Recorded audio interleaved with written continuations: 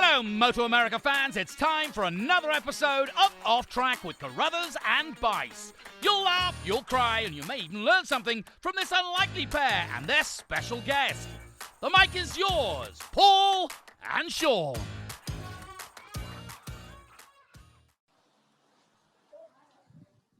Hey everybody, this is Paul Carruthers. I'm the communications manager for MotoAmerica, and this is MotoAmerica's weekly podcast, Off Track with Carruthers and Bice. I'm joined as always by Sean Bice, who's out in Ohio. I'm down here in Southern California, and we just got finished with a really, really good weekend of motorcycle racing at Road Atlanta, Michelin Raceway Road Atlanta to be precise. We had a nice big crowd. The racing was outstanding. We had new winners. We had all kinds of stuff going on there, Sean. It was, I can't think of a better weekend. Paul, if I was a cooler person, I'd just go, that weekend was off the hook, because that thing was so God, that sounded bad. Yeah, that's why I'm not cool. Yeah, man, that thing was chock full of goodness, though. Every bit of it. All of our classes were compelling. New riders, all kinds of brands on the podium, tons of fans, beautiful weather. I mean, it's just, you couldn't get any better than that. It was perfect. And we got really lucky because the next day, I mean, we got out really early in the morning. It was just starting to sprinkle, but apparently the weather there turned horrendous. And I know somebody from the track, I guess, sent photos to Chuck Axel, and like the bottom of the S's was totally flooded. Like it was to the point where if that weather came a day earlier, we might have been out of luck. So actually, when you look at things like that and what they could have been, it makes it even better. Yeah, I mean, I left the hotel at 9 on Monday morning, got in the vehicle, and turned on the Atlanta station I was listening to, and all of a sudden you heard that sound of the emergency broadcast system, and then from then on there was one of the local weather guys was just doing play-by-play on this supposed touchdown of I shouldn't say supposed. I think it touched down west of Atlanta and moved right through, like right past Mercedes-Benz Stadium. But they said there was debris in the air, and the guy kept telling people to, seek cover. And I didn't hear what the outcome of it was, but I think it was pretty intense. And, it rained for me all the way home. So, yeah, it went from, crazy perfect weather to suddenly it just went nuts after that. So, yeah, we dodged one, and it was great. We always say, Paul, that first year of MotoAmerica was so strange that it rained every round on the schedule, which makes sense for the president of the company being named Rainey. But we got past that, and we're starting to get favorable weather now when we have our rounds, and it was perfect. But how about that weekend, and how about some of the wins, and Superbike especially? That was terrific to see, no doubt. Yeah, and it brings us right to our guest, who is Jake Gagne. Jake won on Sunday, and it was his first MotoAmerica AMA Superbike win ever. And I don't know, I mean, I wouldn't say it was a gorilla he had on his back, but it was definitely a large monkey. I mean, this guy finished second 8 times last year. He hadn't won a race since 2015. Now, Jake, I'm going to bring you on here, and I'm going to tell you right now, except for us talking about it right now, aren't you going to be glad to not have to talk about it again?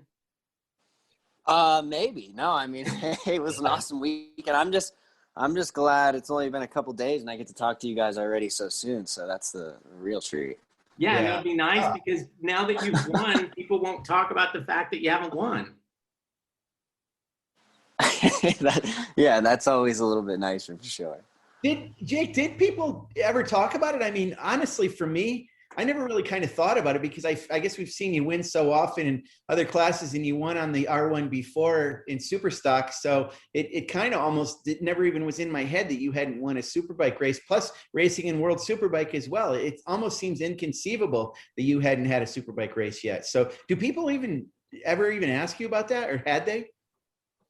Not really, honestly, no. And like you said, of course, it's kind of a monkey on my back over the years, but it's a monkey I never felt or heard or saw, and yeah, like you said, even there was a lot of people on Sunday that was like, after winning, everybody say, oh, it's your first win. And there's a lot of people that said, really? Are you sure? I'm like, I think so. Yeah.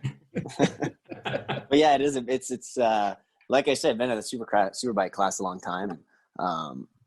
it's finally good to kind of put that together because we've been close, you know, and I've had a lot of Superbike races in MotoAmerica and all these tracks. And like you said, it's been since 2015 when we were on the Superstock program on the R1 with Road Race Factory that I was up there. So. Well, Sean, when we were walking over the bridge from the podium ceremony to the press conference, I was with Jake, and I reminded him about the 2015. I'm like, was that? And he's like, that was my last win. I mean, it was like, neither of us could kind of believe it, you know. I knew he hadn't won a Superbike race, but I was like, it just seemed unbelievable to me that Jake Gagne hadn't won anything since 2015. So it's really awesome to have you do that. And you know, every once in a while there's somebody that wins in the paddock that everybody's happy that they won, and this is one of those times, because I think even the guys that you beat, maybe not all of them, but most of the guys that you beat, you know, even they were happy to see that you finally were able to do that.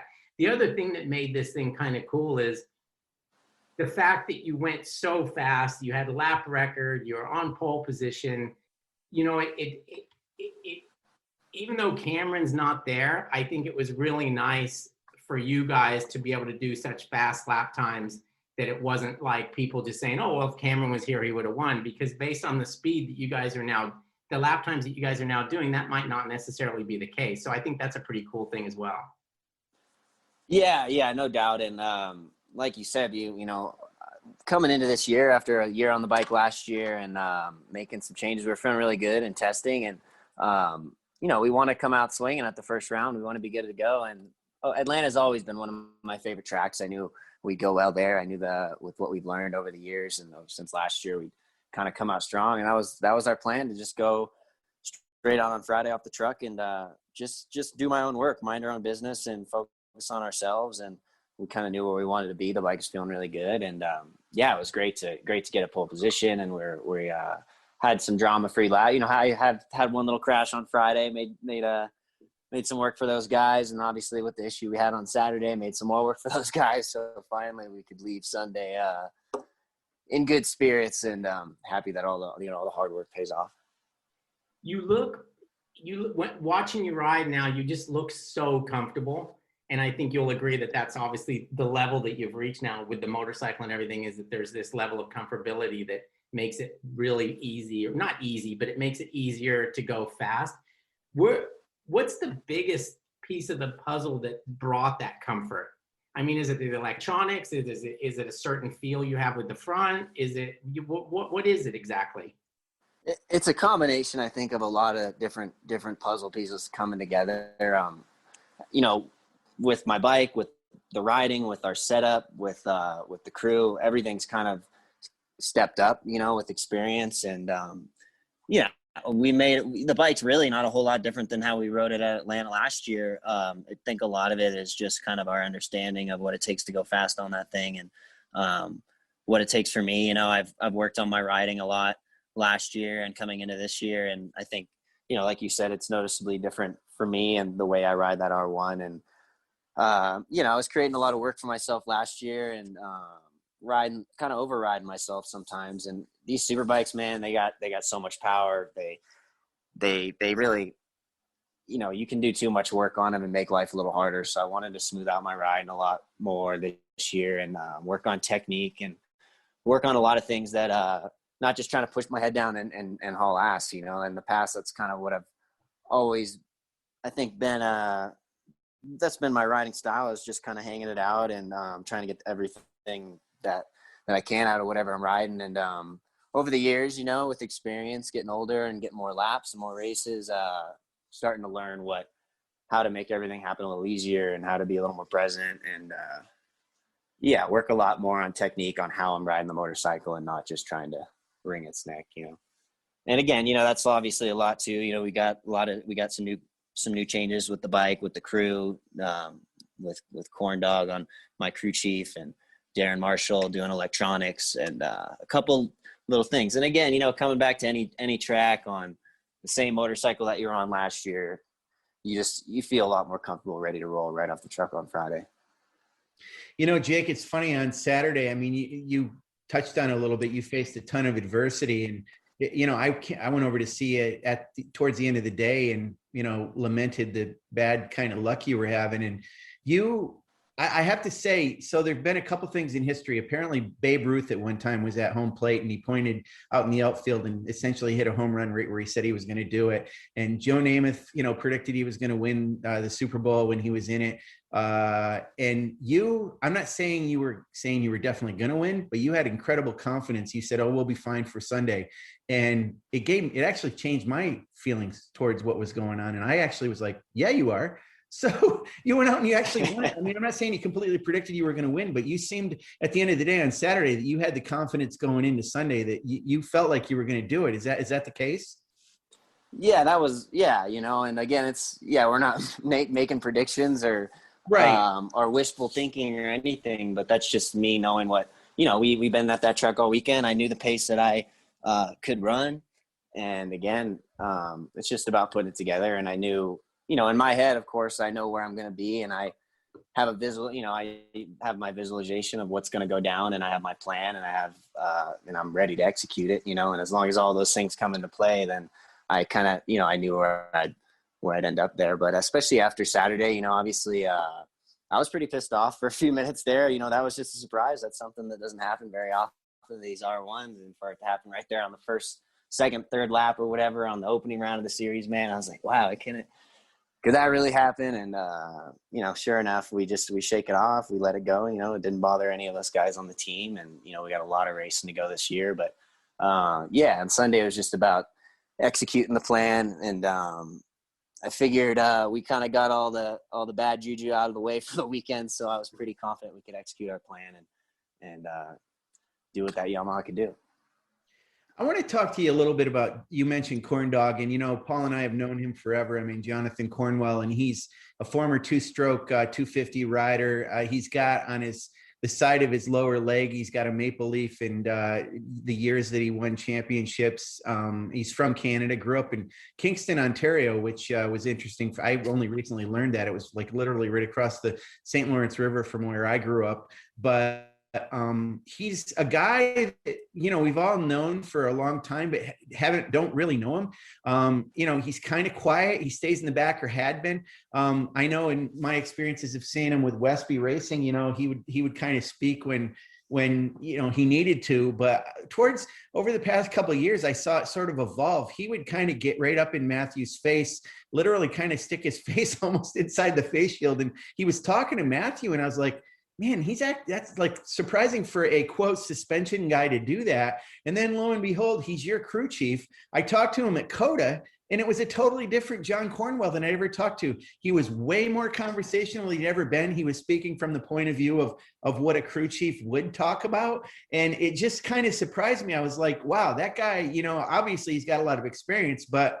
that guy really is extremely good, and he's the right person for you. It's early days for you, but what's your assessment of Corn Dog and the fact that, what you knew about him before versus how he's doing with you now? Yeah. I mean, he's a badass guy, man.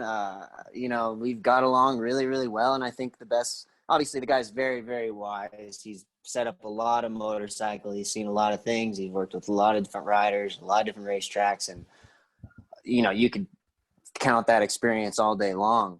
And I think he's really enjoying the experience as a crew chief and kind of working with a couple more, working a little bit more with the team and putting all, like we say, all those different pieces together.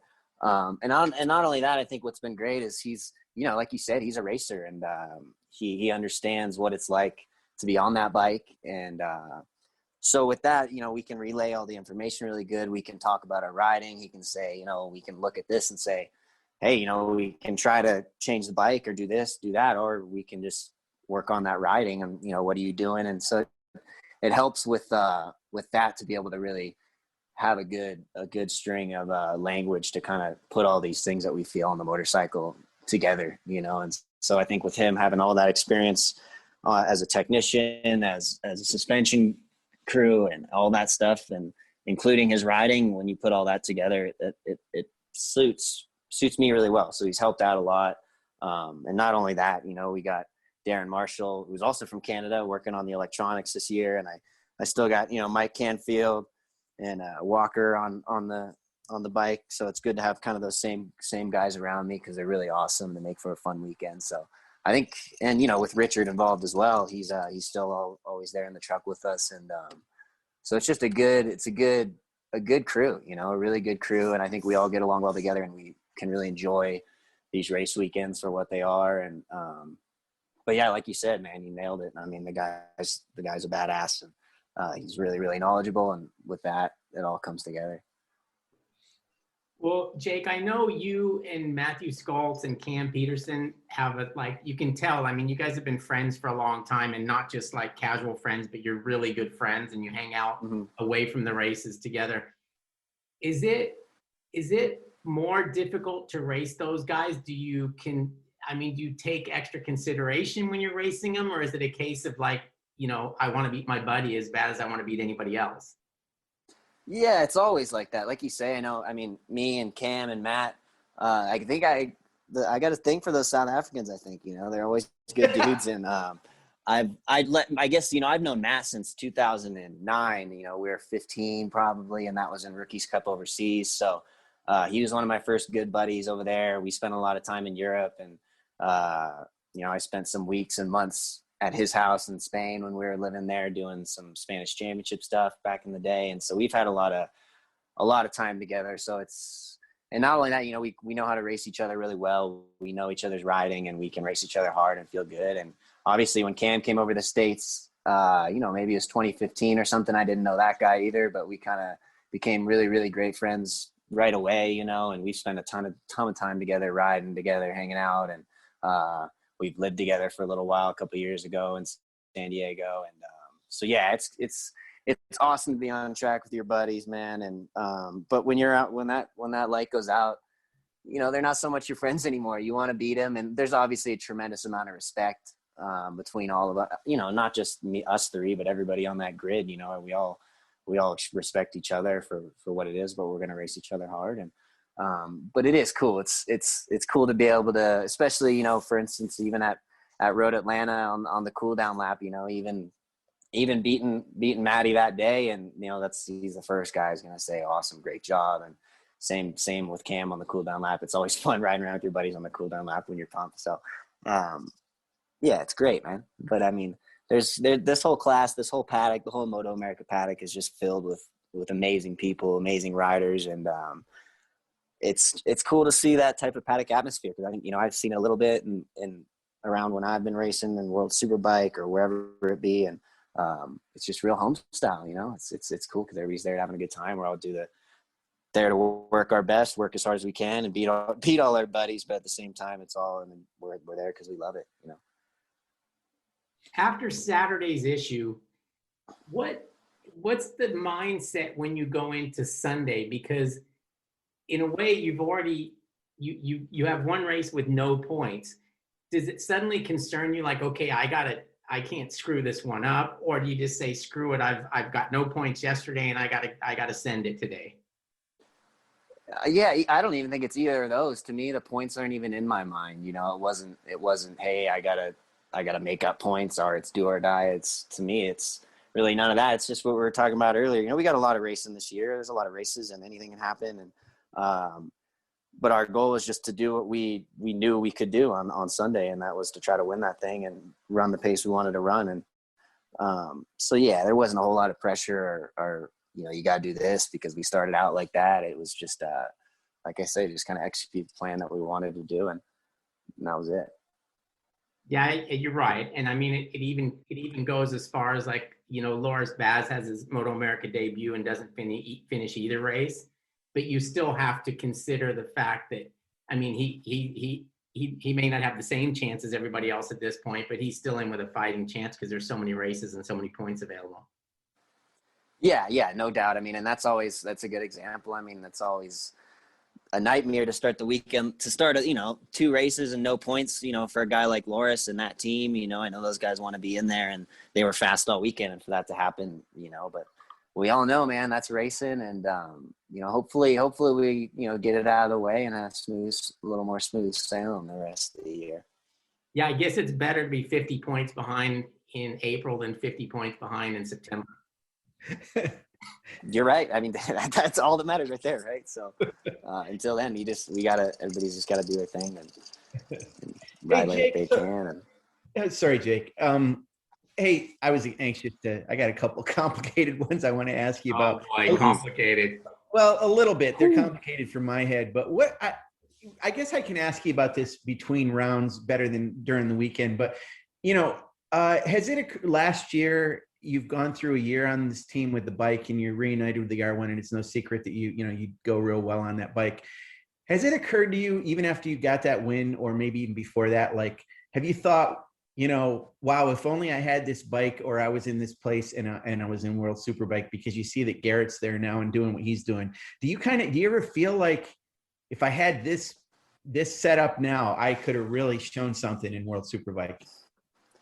No, man. I mean, I don't spend much time thinking about what ifs or, Okay. Of course I could have, I could tell myself, oh, if I was on this factory Yamaha 5 years ago and I jumped on the Superbike, it doesn't matter really. I mean, to me, everything that's happened, and, if it's surprising how fast life goes by, but I've been doing this motorcycle racing gig for a while now. And even MotoAmerica has been going strong for a long time. And every year, no matter how bad or good it's been for me, has really brought a lot into my life, and I've a lot of learning and a lot of experience and a lot of, without all those times, I can't say I'd be in this position right now and have the feeling that I do now, but that's a good question. And I try to stay away from that. I'm really, really, really grateful for what I got and what every year has brought me to be here, and I'm just thankful I get to race motorcycles and have so much fun. And I really love it. I really love this team. I really love MotoAmerica and being at all these tracks. So I'm happy where I'm at, and who knows what'll happen in the future, but all I know is I'm happy where I'm at right now, and we get everything I can every race, and that's all I got. Sean, I got to tell you, I think this guy, I could go to therapy with this guy in the mornings. I agree. And I might start doing that at the track, because like this morning I woke up, there was a little agitation and things were a little busy and a little hectic, and you listen to him and he just calms you down and he tells you everything's great. And I don't look at the past and I don't look at the future. And you're going to live until you're 110 years old, Mr. Gagne.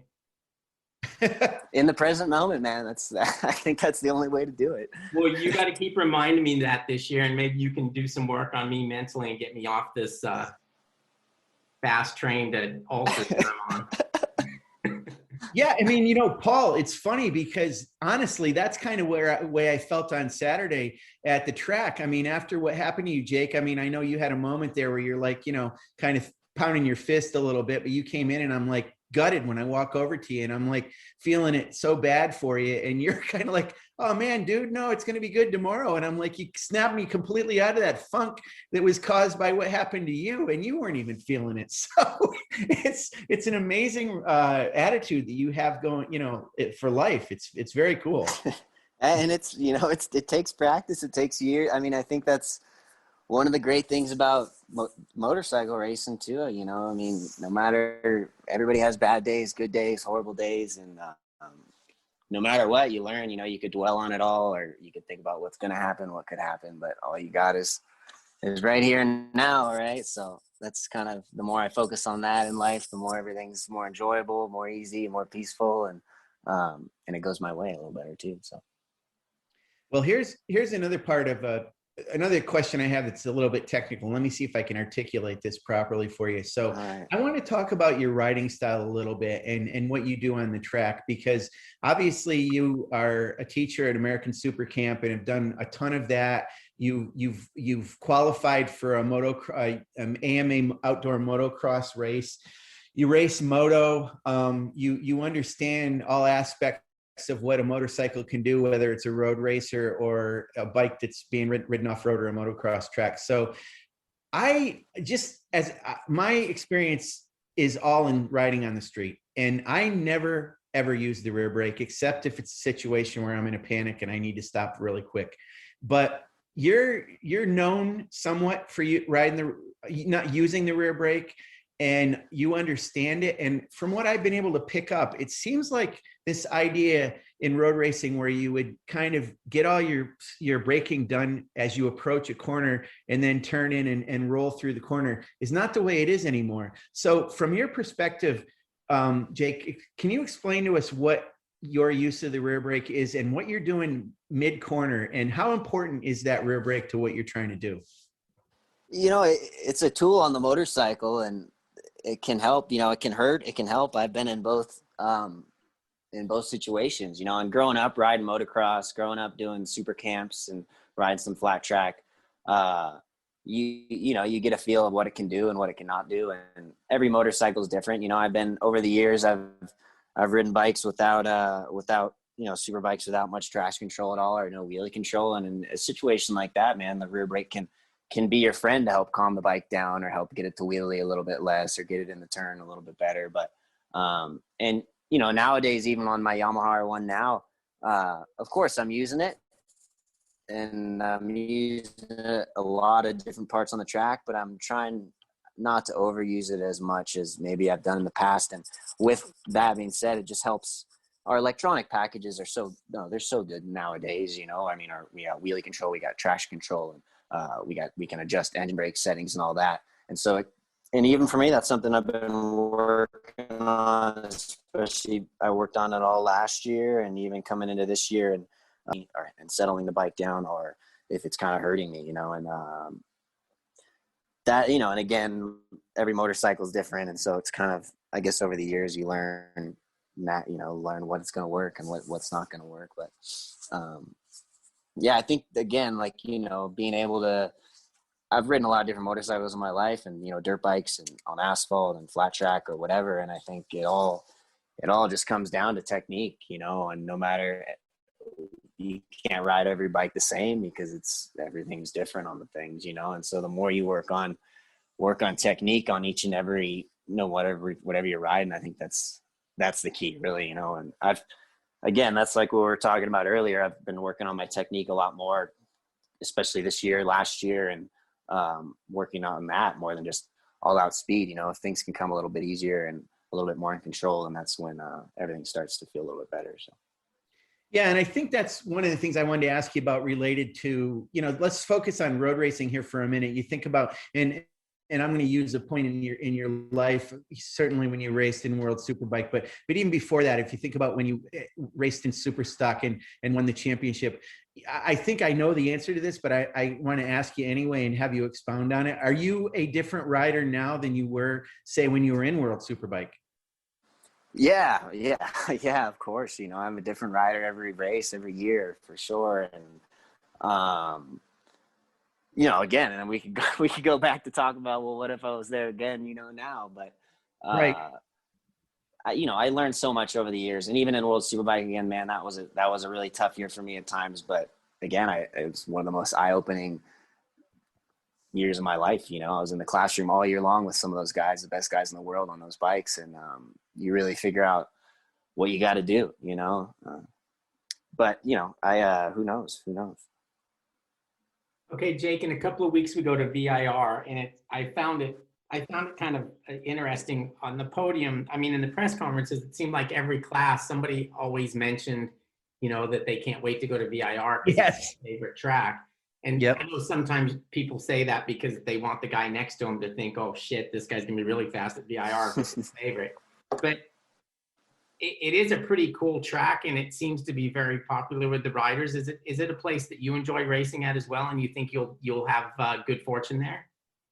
Yeah, without a doubt. I think, like you said, everybody loves that place, man. It's very unique, and all the, you know, you got all that elevation, you got all those switchbacks, and to me, I'm really looking forward to going there. Especially we didn't get to be our last year, so this year, this time, I'm just stoked to get on this tack Yamaha and around that track, because I think we're really going to roll in. You know, for me, I've always just loved that track. Even back, you know, we raced it in 2008 in Red Bull Rookies Cup on 125. So I've always loved that class. I think it really, really suits my style and the way I want to ride this bike. And I'm really looking forward to it. Yeah, it's cool. I'm glad we got the year finally underway, you know. seems like that off season creeps by slow. And now once we finally get past the first race, everything starts clicking through. So, yeah, I'm just looking forward to get to VIR. Hopefully we get some nice weather out there and another good turnout, because it was great to see how many people were out there at Atlanta, man. That was really, really cool. And so we'll keep that ball rolling. And you mentioned how nice it was to go back to Road Atlanta with the same motorcycle, et cetera, and basically a lot of the same team. I guess going to VIR, since we weren't able, for the people that aren't aware, we weren't able to race at VIR last year because of COVID-19. So you don't have that same experience, but it's probably pretty much the same for most of the guys that are your competition at this point. Yeah, exactly. I think, a lot of us have had some laps there in the past. And again, hopefully, I think we'll get some good weather there, hopefully. And either way, it'll be fun. And everybody enjoys that track, like we were saying. And it'll be fun. It'll be great racing. It was cool to see how good the racing was in every single class, last weekend in Atlanta. And so it'll be really cool again to see that go down at VAR. Look, Jake, coming into this past weekend, there was obviously a lot of anticipation by the fans, by us here in MotoAmerica, and I'm sure also by the riders about, Loris Baz coming in and how he was going to stack up. Mm-hmm. And, we saw him at the test. We saw him lay down some fast laps. He was obviously at the front in both races, had some couple situations happen. So what is your assessment so far of him, and what do you think is he's just going to be a factor you're going to have to deal with all year? And have you talked to him much? What do you think about his style of riding on the track and all that? Give us a sort of a scouting report on Loris Baz. Yeah, I got to race with Loris a little bit when I was in World Superbike. He was also over there, and I get to talk to him a little bit occasionally. He's a nice guy, really great guy. And, but man, we had, there was people saying, yeah, he went really fast at Texas, and people saying, wait till he gets to Atlanta, wait till he gets here or there. But the guy's a world-class rider. He's been in World Superbike, he's ran a GP, he's learned countless tracks over his life. And so that's what I tell people, man. He'll be there every weekend. It's not going to take him long. He's a bad dude on a motorcycle. He's got a great team. So yeah, he's like, again, he's a world-class guy. He's going to figure these tracks out, and he's going to be fast. And so we got to expect those boys to be there every weekend, and same with the Suzukis, same with, all these guys out there on the grid. Everybody, especially the further you get into the year, everybody starts getting more and more comfy. And, but it's good, man. I'm pumped to see the racing. The racing is going to be really, really good this year. Not that it was, Cameron made it a little bit tiring for us last year, maybe a little boring at times. I know he was loving it up there, but it'll be a fun show this year. So yeah, hats off to all those guys. I want to talk real quick about your move from San Diego to Colorado. I know this is something you've been discussing also, but it's kind of a big deal because I know leaving San Diego was obviously difficult for you with, your hobbies of surfing. And I think you just fit nicely into that San Diego lifestyle. But then when I think about it, I moved to Colorado and I spent some time there this past summer, and I'd never really spent any time there. That seems like a state that was made for Jake Gagne, if not San Diego. So are you settled in nicely, and are you happy with the move? Yeah, man, I'm absolutely loving it. Obviously it's never hard to leave. It's always hard to leave your hometown. I've been in San Diego my whole life. And man, I'm 27 now. You guys keep making me bring it up. We talked about it the other day too.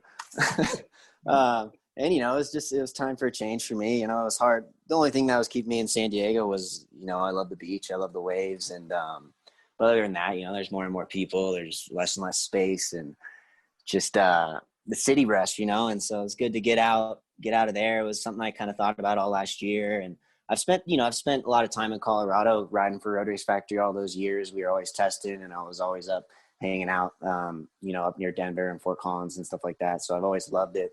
And yeah, I was just ready for a change, and I got, I'm just loving it out here. I got everything. My program's really, really dialed in. I got good friends, good family out here. And, yeah, I'm loving it.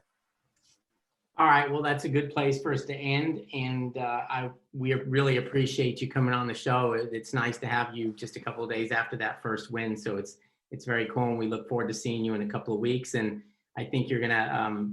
It would be hard to bet against you having a really, really good year this season, and I think you'll challenge for that championship right down to the very end. So congratulations on that, and good luck going forward. And we'll see you in a couple of weeks. But I know Sean's probably got something to say before we let him go.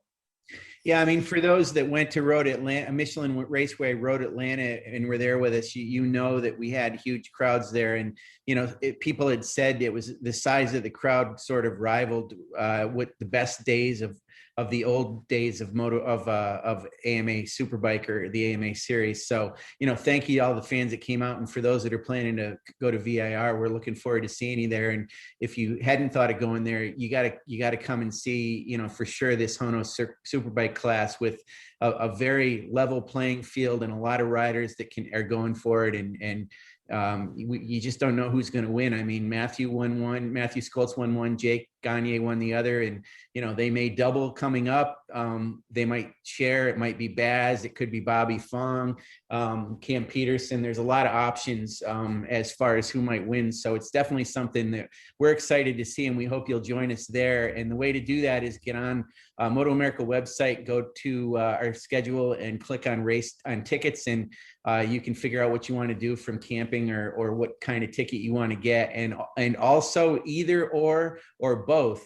Make sure you subscribe to Live Plus, our subscription streaming service, which is a fantastic way to follow all of our classes, practices, qualifying, races, and you get them in video on demand after the weekend's over. Sometimes it takes a little while to upload them, but they're on there so you can review them along the way too. So there's just a lot of ways to consume our product, which is MotoAmerica, and it's among the best road racing in the entire world. And one of the reasons for that is a guy like Jake Gagne, who we're thrilled to have had on this podcast. Thank you, Jake.